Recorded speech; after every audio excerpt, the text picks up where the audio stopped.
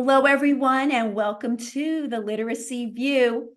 We have a really special show for you today. We have Dr. Holly Lane. Yay, Holly. And so let me give you a little information about Holly. Dr. Holly Lane is a faculty member at the University of Florida and director of the University of Florida Literacy Institute, UFLI. Her research focuses on the prevention of reading difficulties through effective early literacy instruction, the remediation of literacy skills for students with dyslexia, and methods for helping pre-service and practicing educators develop the knowledge and skills they need to be effective reading teachers and interventionists. Dr. Lane has directed many grants to support reading research and the development of teachers and researchers.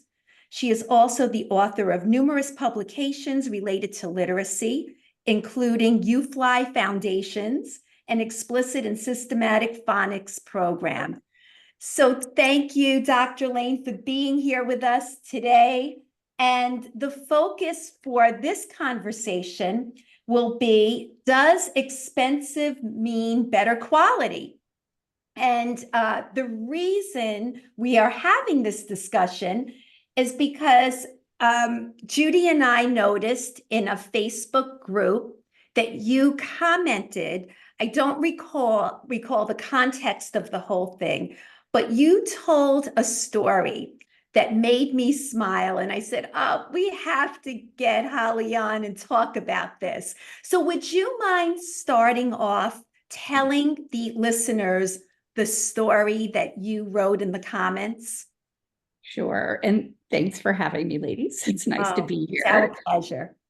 Thank you. So I don't remember the exact context either, but it was something about programs being expensive.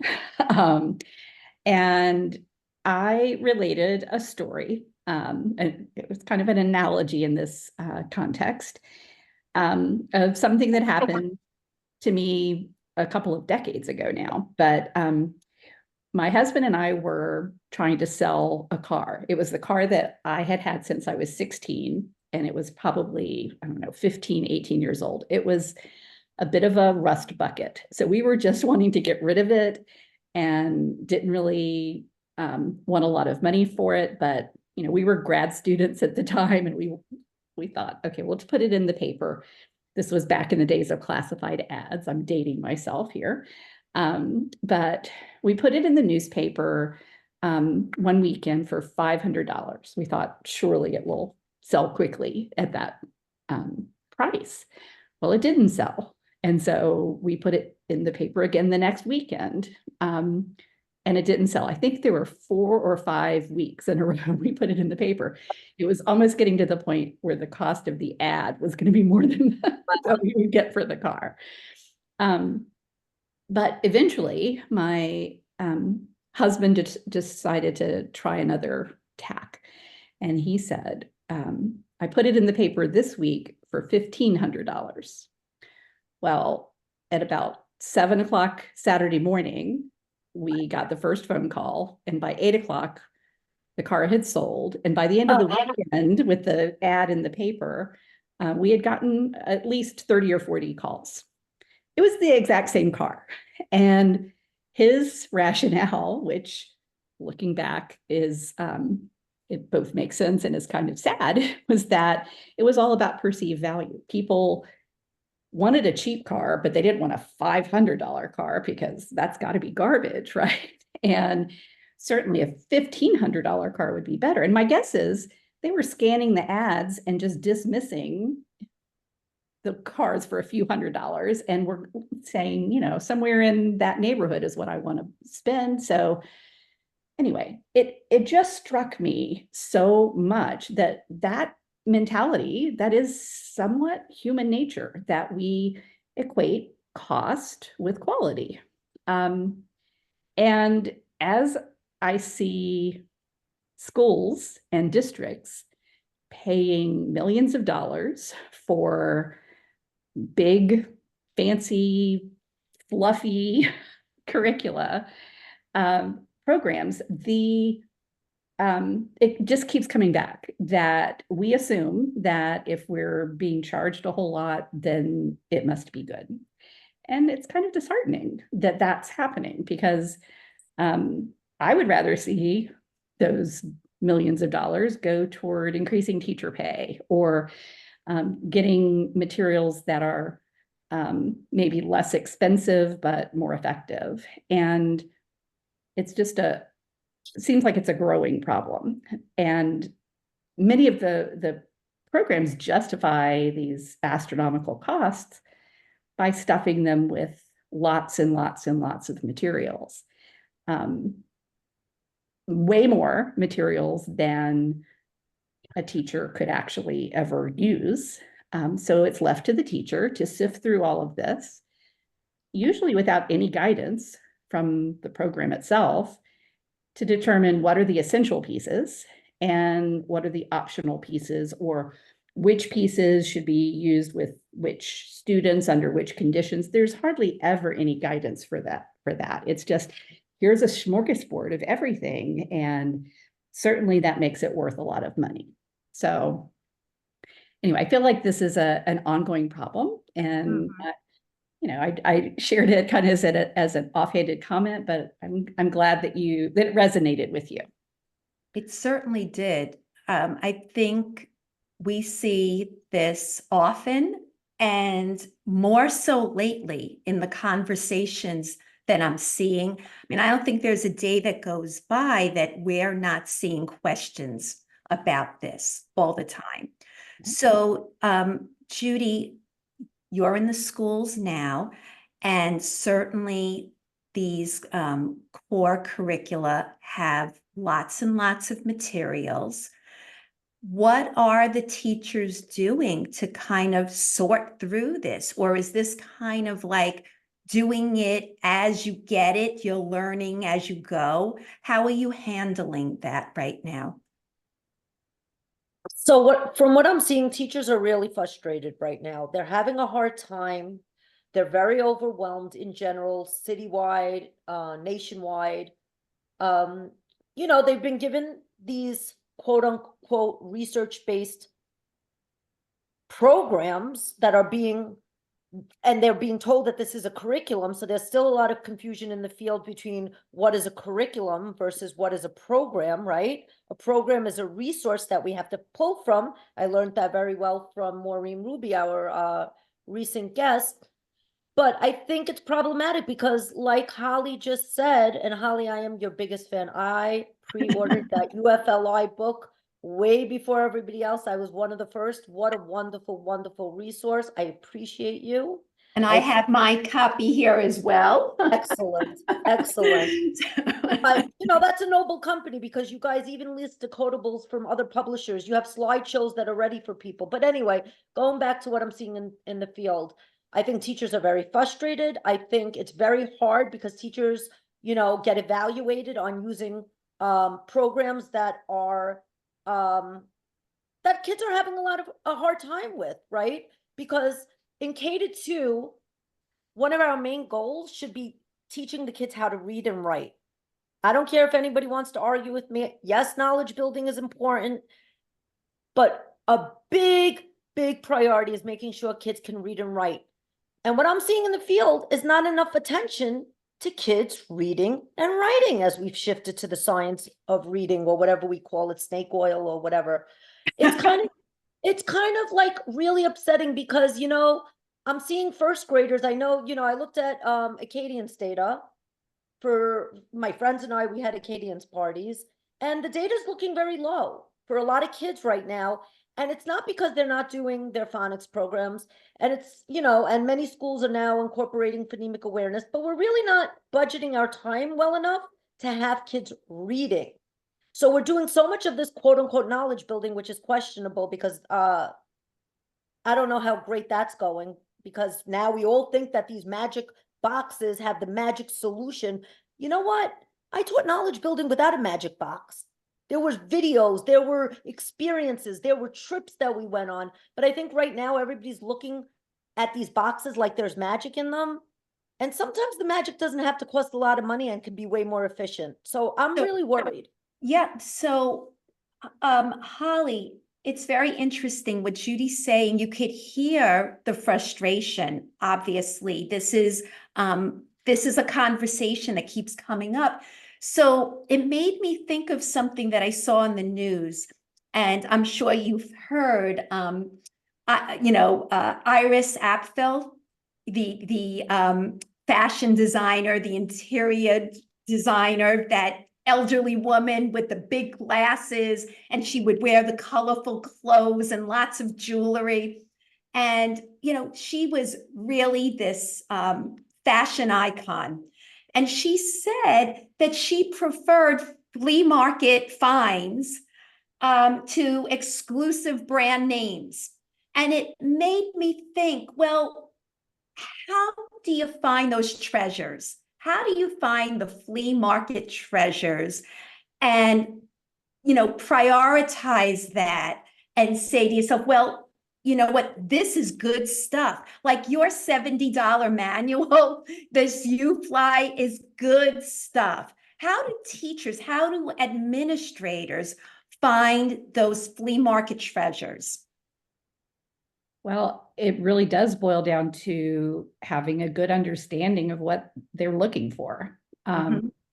So, I love going thrifting, right? And finding those treasures. And sometimes it is the designer brand for a good deal, but a lot of times it's just something different and unique, and something that fits the need. And that's really what it boils down to, I think, is for looking at for reading programs, is what is fitting your needs and what has um, maybe way more than you need, or maybe different things from what you need.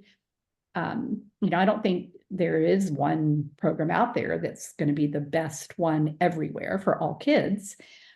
So you do need to know who your population is, who you're serving. I heard Kareem Weaver recently talk about, that these programs that require lots and lots of sorting through materials might be fine in a district where teachers have, an hour or two or three of planning per day, where there are other districts where a teacher might have 40 minutes of planning. And that's just completely unacceptable in that kind of setting. Teachers don't have that much time to go through it all. And maybe it is a better program if you can use all of the pieces and figure that out, but without the guidance from the publishers on how to implement it and which things are the essential ones and which things are the optional pieces, then that's all up to the teacher to sort through. And most teachers don't have that kind of time. I mean, the districts that have a couple of hours of planning a day are, I think, few and far between. So, why are we getting so far into using these programs that are just bloated, as they say? Well, here's the issue that I think everyone is finding. They don't know who to trust. They're jumping at buying these programs. And as Judy said, they are hoping for the magic box to just present everything to them that they need. And then they get it, and it's overwhelming. So Judy, let's talk a little bit about perception.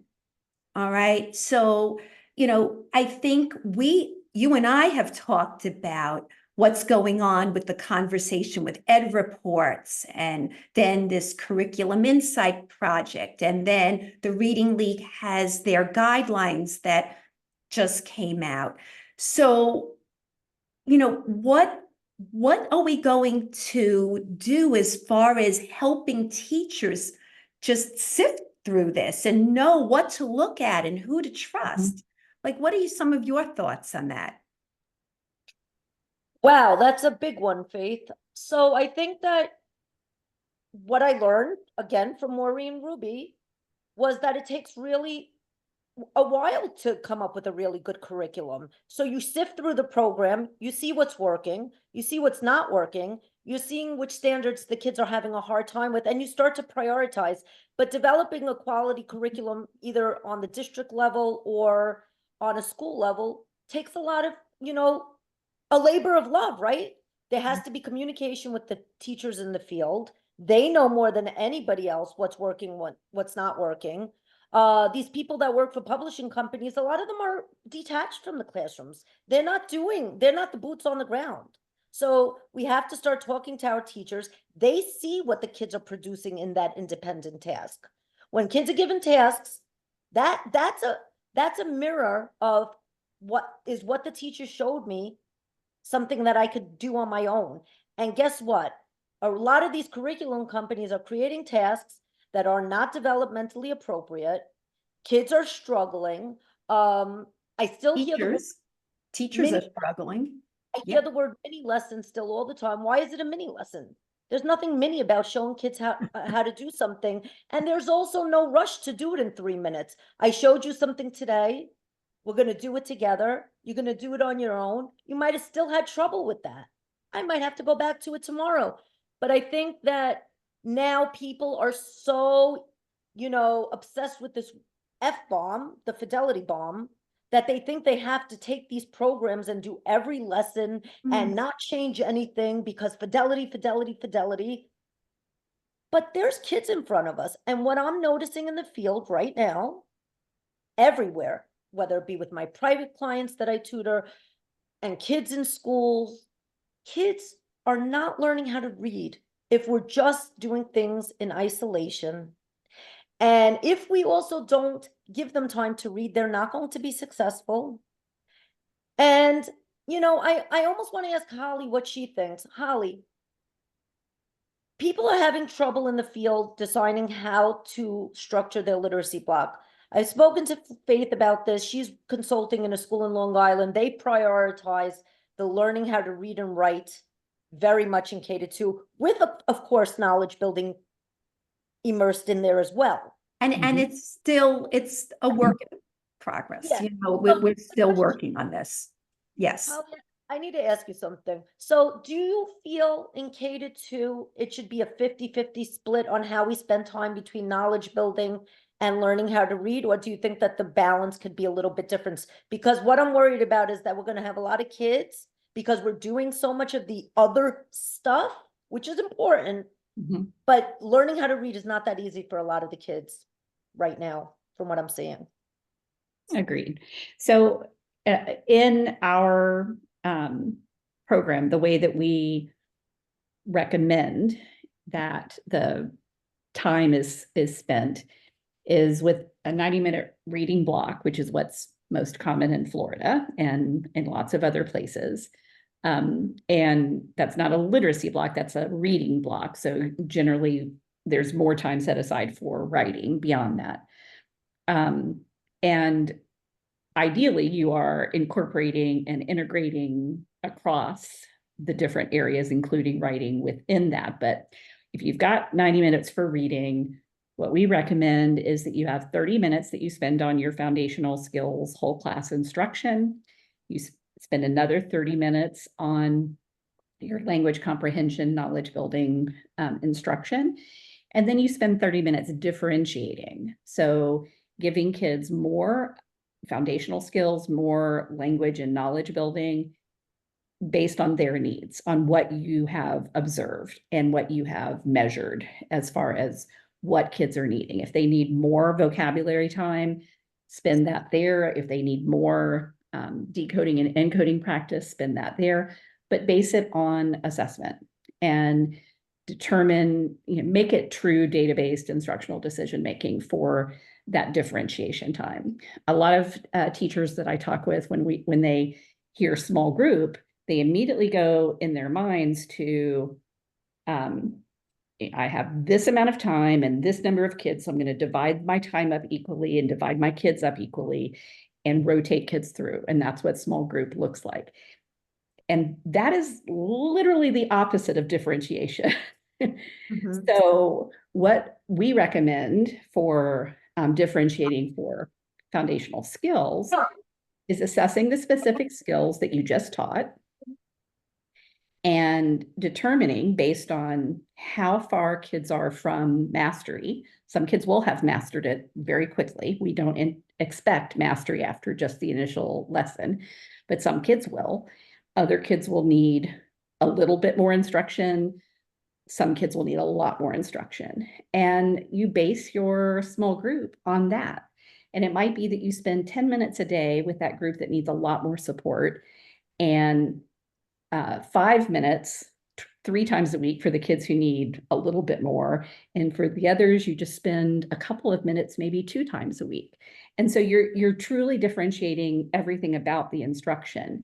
You're providing longer time with the kids who need the most, more practice opportunities for the kids who need the most, more days a week for the kids who need the most.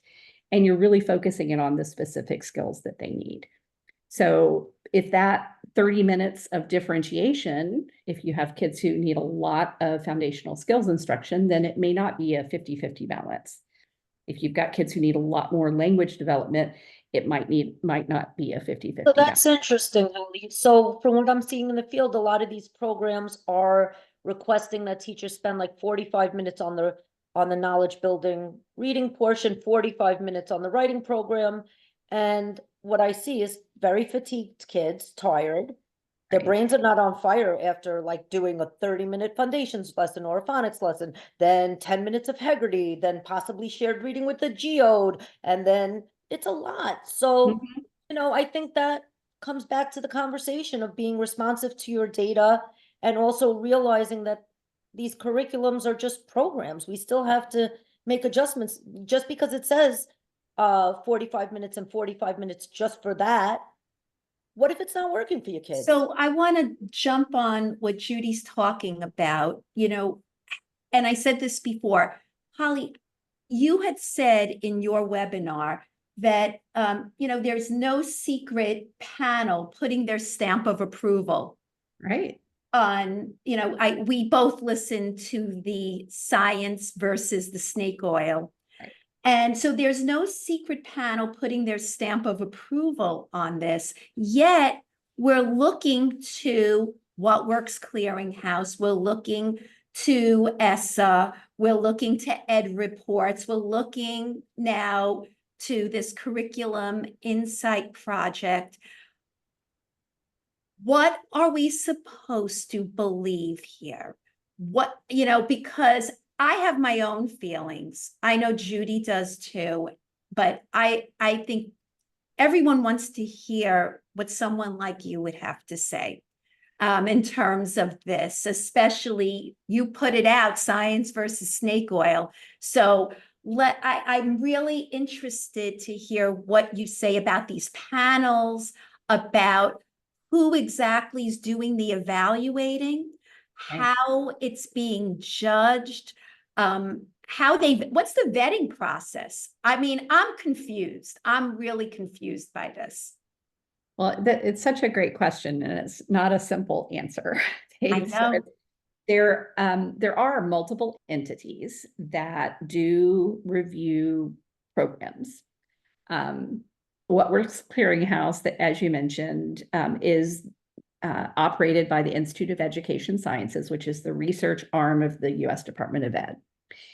And they have probably the most rigorous standards for the quality of the studies that have been done. And so that's what they're interested in, is looking at, really, for the most part, they just want to have randomized control trials, which is kind of the gold standard of research evidence for the effectiveness of a program. And if you don't have that, then there are other types of studies that can qualify to be reviewed, but all of the expectations are super, super rigorous, usually something that can only be accomplished by having a research grant to do an evaluation of a program. So What Works Clearinghouse, I think, started out to be or what I was hoping it started out to be, was kind of an FDA for education, right?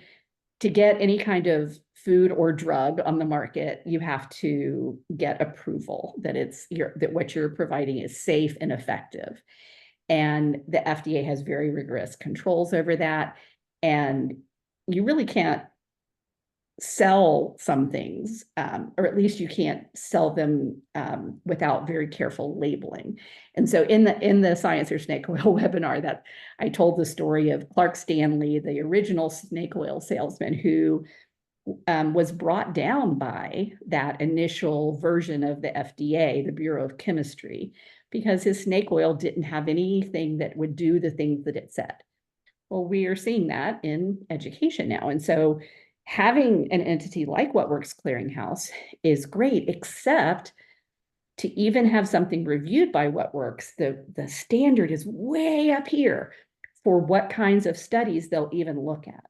What I wish they would do is look at programs that have different kinds of studies and give more information about what the results of those studies tell us and what they don't tell us. That if the quality of the study isn't as rigorous as what they want for what they're going to review, well, what are the problems with the studies, and what cautions should we take in interpreting the results of those studies because of whatever methodological flaws they might have. Most studies are flawed, and there's something that we have to kind of take into consideration. In most peer-reviewed articles reporting on studies, they will say, here are the limitations of this research.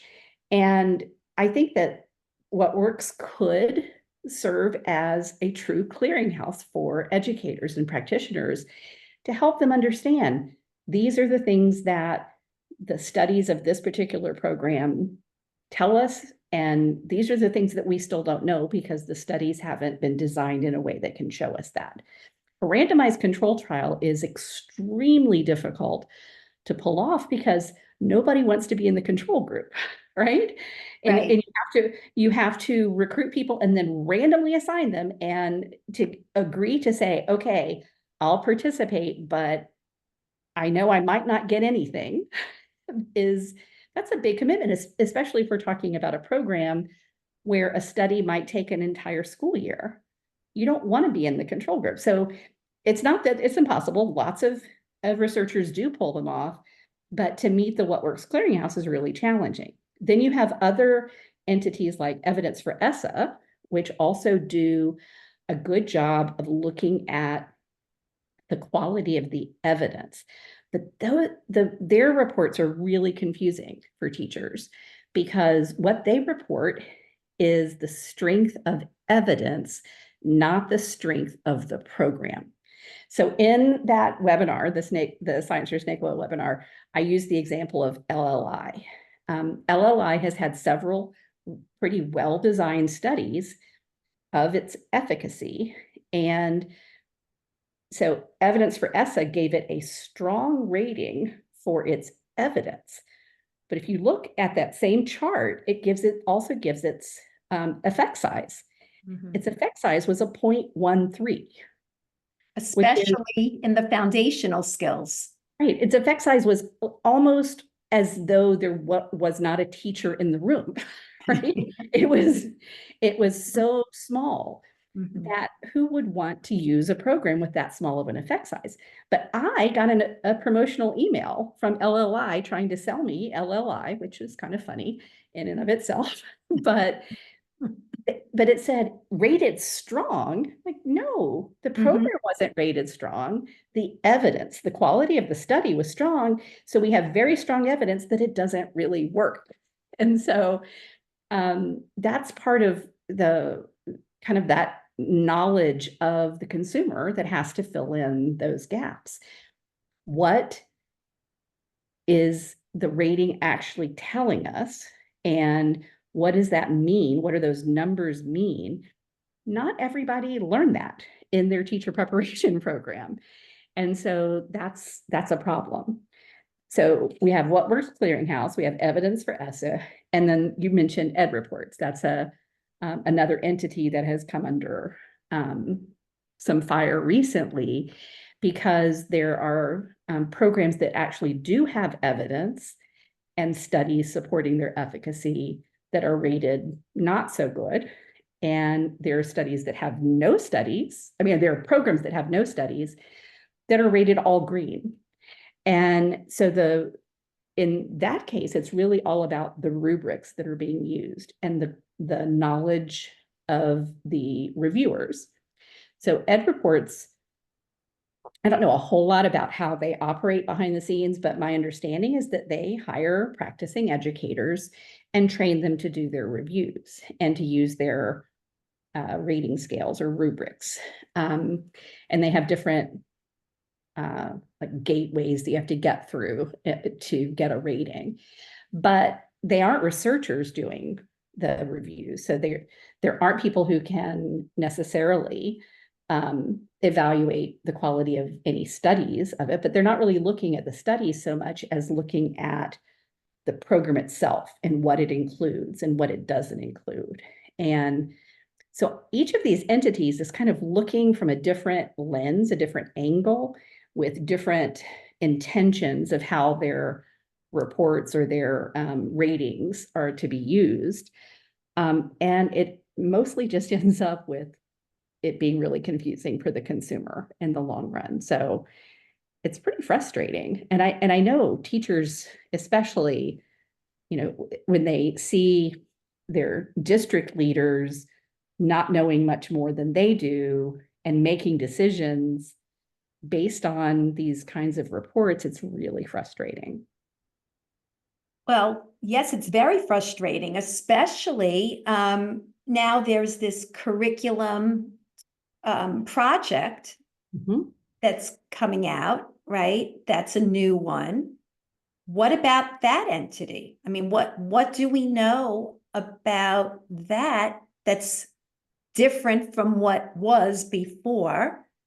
And, you know, what do you think about that? Well, I mean, the one thing I really do appreciate most about the Curriculum Insight project is that you know, all of the work that the reporting that Emily Hanford did and Sold a Story and all our podcasts that preceded that really helped us understand that there were some programs that were very widely used that were just super ineffective, that were not getting the job done at all.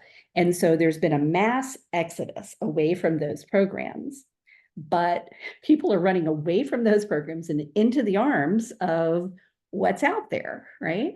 The big publishers that are putting out these so-called comprehensive programs that are supposed to address all your needs. And what's happening is that those programs, those publishers have really good sales teams. They're out there convincing people that what they have is good. And some of them are solid and some of them are horrible. And there's a lot in between. And so I think my understanding of the Curriculum Insight work, and I've talked with the people leading that just a little bit to kind of try to understand. They're looking now at those programs that have gotten greens on Ed Reports because they cover all of the, you know, they tick off all the boxes. They've got all of the pillars of reading addressed, whatever that means, right? But they're still not getting good results, or they have other problems with them. The usability piece is something that nobody's really looked at. And they are going to be looking at that as how usable is a program. I truly appreciate that, because that to me is what teachers are hungry for, is give me something that I can use, I can figure it out, I can implement it without a whole lot of training and figuring out how to sort through all these materials. And, you know, they used an example of one program, I forget which one it was, but it was the first grade online resources for this program. There were 7,500 resources. 7,500, which I just did the math in my head. I can't tell you if it was accurate, but I think it worked out to around 40 things a day if you used all of it, which clearly you're not going to use all of that.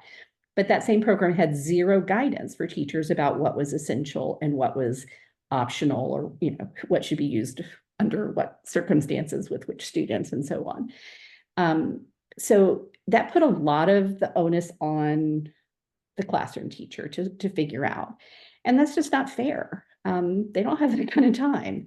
If you want them to be effective, you've got to give them usable programs. That was one of the things that I guess I'm probably most proud of with UFLI, is that we spent 2 years getting it right before we even decided to sell the program.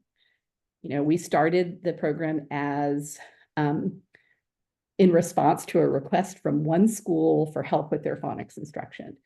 And we had been relying on teacher knowledge building for years and not seeing it translated into changes in classroom practice. So just one day we were right at the beginning of the pandemic. The UFLI staff were at home, they couldn't be in school. So I said, let's plan lessons for this school. Let's just create phonics lesson plans. And we gave them to the teachers. We just started with the first 3 or 4 weeks of school. We said, here, try these out. They said, well, this is great, but this is awful. And they told us what they liked, what they didn't like. We completely changed the structure. Our original lessons were, here, do this. It'll take you 45, 50 minutes. They said, no, divide it up, give us 30 minutes a day for 2 days for a lesson. I said, okay.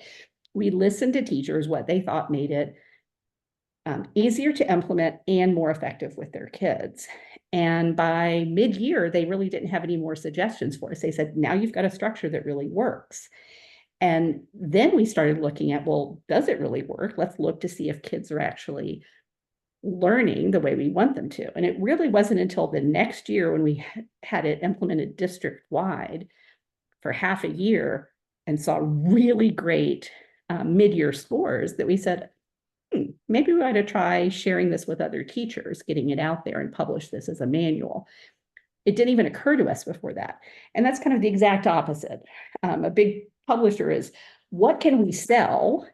Then maybe down the road, let's see if it's effective after it's already out there on the market. Right, exactly. So, I think that's the big problem, that, the way you're doing it, the way you did it, was, all right, we're going to pilot this, take in what people think about it, revise, keep working with it until you have a good product. So, Judy, one of the things that I know that we've talked about is usability of a big program. And it doesn't matter which program it is. Every time we're on Facebook, we tag each other when we see teachers complaining about the program. And, and it could be, I don't even have to say the names of the programs. It doesn't even matter. It's just the idea that I think every program will have flaws in it. But it doesn't seem as though what you're talking about happened with these big publishers. So, Judy, when we were having our conversations about this, and we would tag each other, see, here's another teacher saying that there's a problem. Here's another teacher that's saying there's a problem. So now I was asking Holly about these panels, hoping that somebody would put a stamp of approval on something. But, we don't know what kind of background the people have. We know we could look into it, but we really don't understand the process. And so what are your thoughts about what's happening now with these approval panels? I'm worried. If I have to be really honest, I'm extremely worried. I trust no one right now at all. I do trust the manual that I have from Holly tomorrow I'm modeling a lesson where foundation's building, but I still use the UFLI passages all the time. I'm really worried. I think that it's concerning that people start to idolize people in literacy rather than to Mhm. really think about what's best for kids. And Yes. just because you see the same old face is on a panel or is on a project, that doesn't mean the program is good. I don't think usability is very important, but for me, what's really important is data. What is the data showing? How long has the program been in the field and shown that it's effective? Has it been shown to be effective in the same demographic neighborhoods, poor districts, wealthy districts, and so forth? It's very easy to say something is working great in some place, and then you go to another district and it's not working I'm well. giving you a big cheers, Judy, because that's you took the words right out of my mouth. I see Holly smiling and now nodding. And you know what? And you know what? I'm going to even go further. So, I always like to research things. That's my passion. I love information. I love to, and I don't easily trust a lot of people. That's who I am. I'm always, what is the Trust data? me, honey. Sometimes. No, I always trust you. I do. Sometimes. You're my partner in crime. But I was looking at a website of a very large state that I'm not going to name, and it said that there was a program, which everybody says it's a curriculum, but it's a program, was studied for 1 year, and that the study was done in the suburbs, and it was discontinued because of COVID. Now, that's not really great evidence for me. So I want to see more evidence on all these companies, because right now the salespeople are winning. Oh, I have the best decodable. All right, you know what? Some of them suck. Building programs aren't thinking enough about kids lifting the words off the page. So I am very cautious, and I'm very cautious because I feel like it's a popularity contest right now where people are thinking about their own agenda rather than thinking about kids. Because let me tell you, Faith, you inspired me. I bought a lot of decodables, and guess what? They didn't cost a lot of money. And I'm teaching a lot of kids how to read privately because a lot of the schools aren't doing a really grand job. So, you know what? Watch out, people. Beware, be smart, and think about the kids rather than your pocket. So, that's the issue. What Judy just said is the issue. Now, I could tell you, I've used a lot of different programs. If you look in my office, I have books galore. I have one of your books, Holly, from 20 years ago that you're old, I know. And this was a book that had things now that we would say, okay, we're not using anymore. That's what happens in science. Things change, we change. So I have a ton of books here and tons of things. And I could tell you some of my favorite things that I have are free or inexpensive.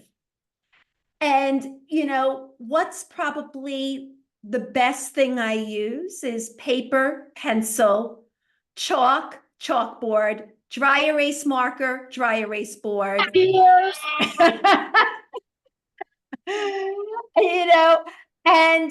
And then things that I've had that's out there for free. Like I have this friend, Don Potter, who's been around for years and I know him for a long time. And he put out this free program, Blend Phonics, that's out there on his website, completely free.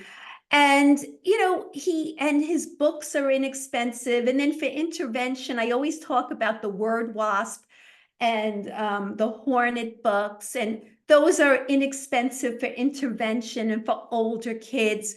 Your book, Holly, the UFLI Foundations, is incredible. The Sounds Right that I'm using now in a school district had great training. And it's one manual. That's the whole program. It's one manual and give the kids dry erase boards and markers. But it's the training that added to some of the cost, but not so expensive. And I could tell you, I could keep going on and on about this, that it's not about the cost of the program and not about the bells and whistles. So again, I think we have people out there where there is a conflict of interest.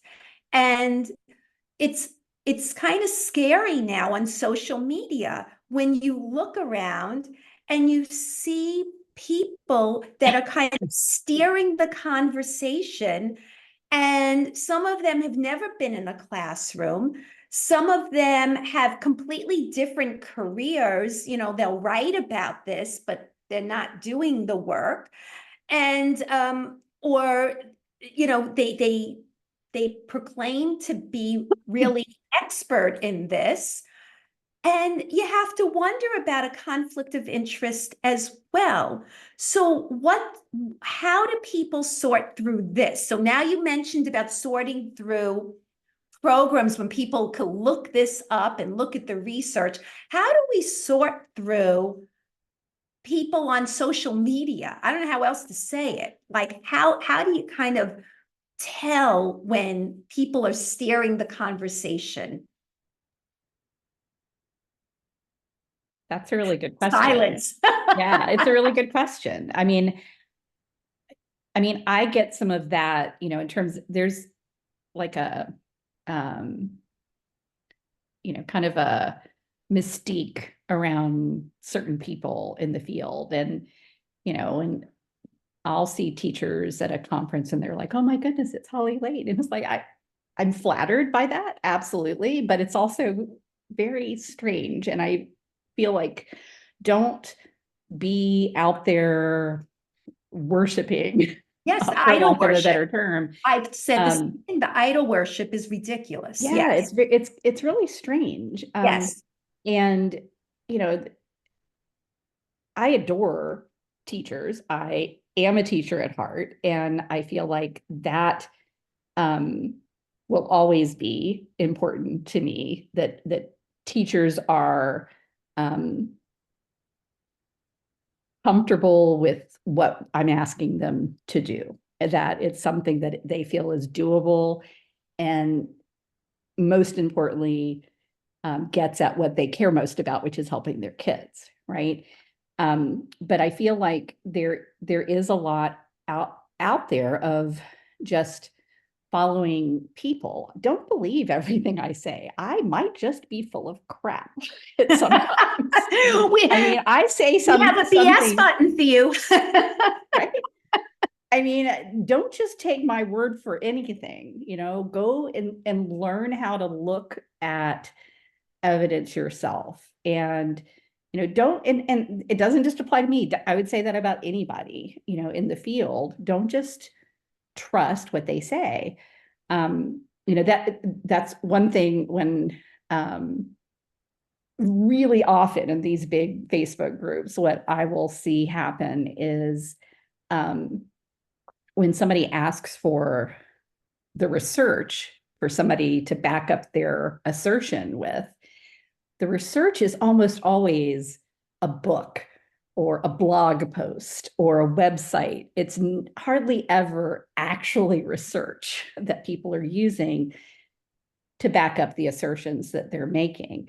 And so that element of it, I think, is problematic. I think we need to make sure that the teachers understand what is research and what is not.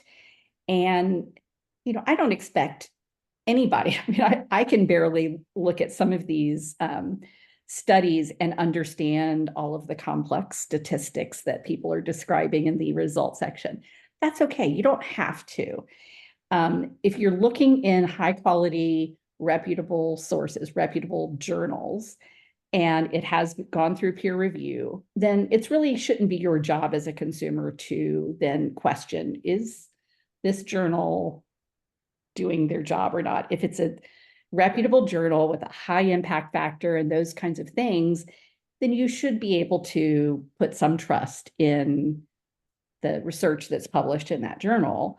And you can look at the abstract of an article or the discussion section of an article, and you can understand that and what they're saying and what their findings are. Go there. Don't go to me. Don't go to another person that you just heard their name out there a lot. It's not a healthy way to operate in the field. We need to look at the evidence, not the people. Couldn't agree more. I think that my BS radar goes up, and I'm just like, I need the BS detector, because it's just, there's so much flying around here that it's really annoying to look at this. And I just want to say, one of our episodes coming up will be with our friend Nate Joseph again. And the topic is going to be— And Stacy Bain. And Stacy Bain as well, who is, I think, a president of a Reading League chapter. And we're going to continue this conversation about curriculum and trying to sort through some of this, because it's just not fair that people are left to do this. And as we were talking about, there are these treasures, these free and inexpensive treasures that maybe they didn't have this big study done, but it works. It just works. It's worked for years and years, and kids learn even without this huge study done. I But think we have to be careful with that too, because sometimes what seems like it's working is not really producing the kind of evidence that we think. We see this child who is successful after having been unsuccessful. Well, there's lots of things that could have gone into that child's success. It may have been that program that they just finally got, or it may be the accumulation of all of the learning they did from these other programs now is finally crystallizing. And we don't know that just by our anecdotal evidence. So I will throw out a little cautionary note there. We tend to, believe what we see with our own eyes. Of course we do, right? But that is such a tiny, tiny, little tiny bit of evidence. We need more evidence before we can say something works. And even if you've been successful with it repeatedly, it doesn't mean it's going to work, as Judy said, other settings with other populations. Right. And it's also teacher knowledge as well. And that goes comes into that. back to my days of reading recovery. So I was a reading recovery practitioner. Some of my kids discontinued and were quote unquote successful, but that was just perception then. If I really thought about if they were great decoders, they could have been way better, right? So that experience, they discontinued and met the criteria. But if I would have looked at how their decoding skills were years later, now that I really know how to teach decoding way better, the reality might have not been as grand as I thought it was for those kids that discontinued, which means, quote unquote, they accomplished the criteria to be a lifelong reader. And most kids didn't, so that's why I shifted towards structured literacy. Can I tell you a little story about UFLI and reading recovery? Oh my God, is it juicy? So, well, it was just, I thought, really interesting. So when we first started doing, older iterations of what we're now calling UFLI foundations, it was 20 some years ago we were doing this. Obviously, it's evolved quite a bit over that time, but we got a federal grant to study that original version. And one of the several studies that was addressed in this grant was to compare our UFLI one-on-one tutoring with reading recovery one-on-one tutoring. And, this was kind of intimidating. I was a, baby professor at the time. And at the time, reading recovery was the end all and be all that everybody was, talking about as the best intervention. And so the way that reading recovery was operating in the school district where we got permission to study it, we had, in one school, there were 2 teachers sharing a first grade classroom. One tutored half the day while the other one was teaching the class, and then they switched roles. And then in the other school, they had somebody who just tutored all day long. She was just a reading recovery teacher. So we were going to compare our tutoring to their tutoring. Our tutoring was implemented by parents from the school who were there every day, really reliable volunteers, but we paid them like $10 an hour to do tutoring. And we had there were 3 reading recovery teachers and 3 parents.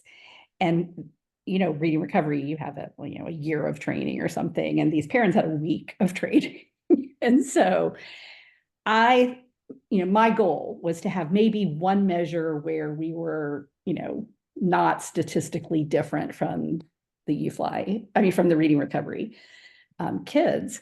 And then about halfway through the study, the one reading recovery teacher that tutored all day long got really sick, and she had to take medical leave for the rest of the school year.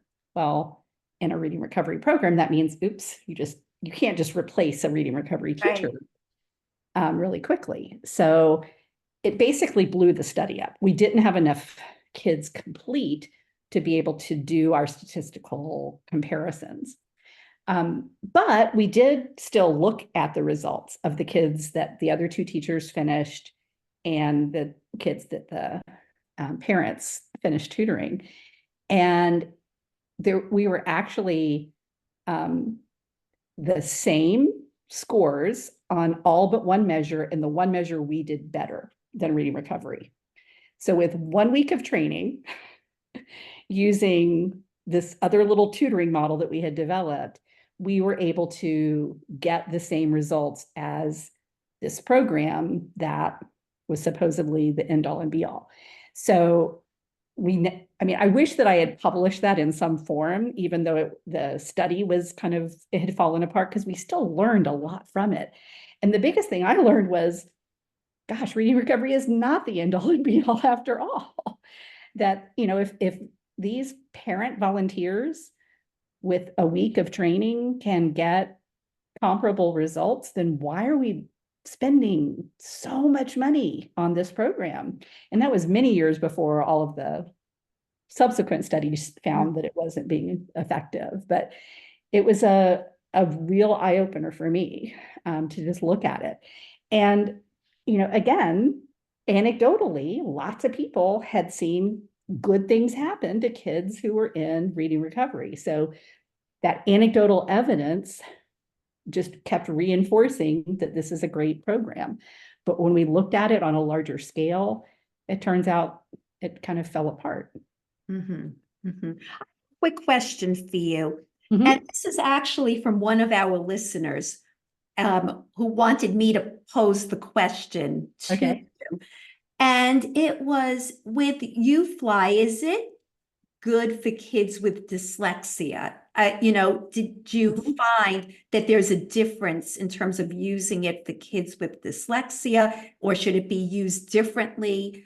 And I thought that was a really good question, because It is a good teachers are question. using it really more as a whole class type of program. And I don't know, I didn't have an answer. So UFLI Foundations in its exact form, we have not studied, but with kids with dyslexia. But again, we have these prior iterations where the changes are minimal from one iteration to another over the years. We have a prior iteration that we've called UFLI Intensive, and we've only ever used this in our pre-service teacher prep program. So we had a dual cert program where our students graduated certified in elementary and special ed. And as part of that, they had a summer practicum where they worked with kids with dyslexia and implemented UFLI Intensive.